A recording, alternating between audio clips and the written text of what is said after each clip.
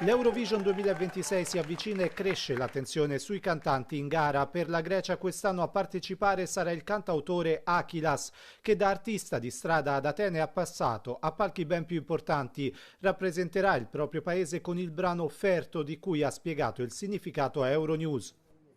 Θέλαμε να συνδυάσουμε παραδοσιακή ελληνική μουσική, όπως είναι η λύρα που έχει το ρεφρέν, μαζί με σύγχρονη τέκνο μουσική. Να γίνουμε έτσι Charlie XCX των Βαλκανίων.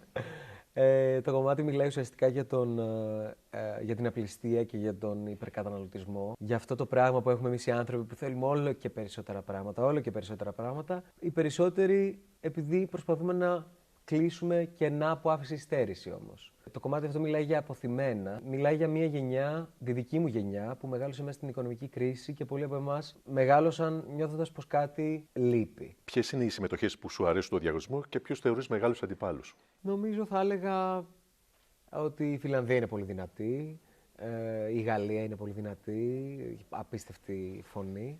A commentare il brano Fokas Evangelinos, il direttore creativo della canzone che ha curato le coreografie di oltre 20 esibizioni dell'Eurovision. Η Eurovision είναι σαν πρωταθλητισμός. Όπως ο πρωταθλητής για 15, 30, 40 δεύτερα προπονείται 4 χρόνια, για 5 μήνες κάνουμε μία προπόνηση για 3 λεπτά. Αυτά τα 3 λεπτά, τη μόνη συμβουλή που δίνω στον Ακύλα είναι ότι αυτό που θα δεις μπροστά σου, ότι συμβαίνει μόνο για σένα. Έχετε τεράστια εμπειρία στη διοργάνωση.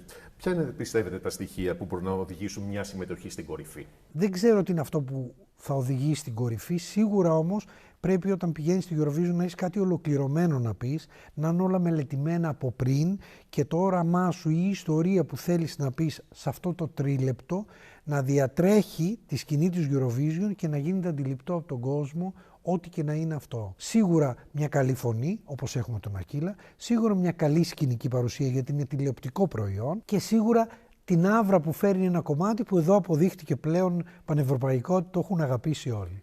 L'esibizione del 2026 dell'Eurovision si terrà dal 12 al 16 maggio a Vienna in Austria con 35 artisti in gara.